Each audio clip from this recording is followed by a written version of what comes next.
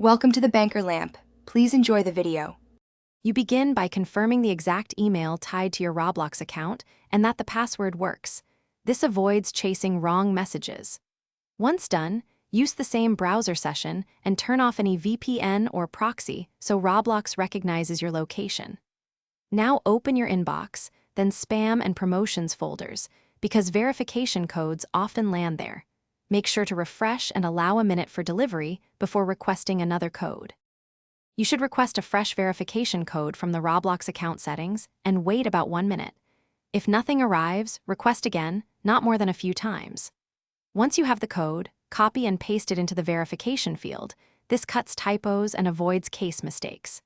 If your browser extensions interfere, open an incognito window or disable them temporarily so site scripts can run. This fixes many mid-process failures and keeps the flow smooth. You finish by confirming the success message on screen and then logging out and back in to ensure the change persisted. If verification still fails, try resending the code or use a different device and switch to mobile data to bypass local network blocks. If those steps fail, prepare your account name, email, and timestamps and contact Roblox support.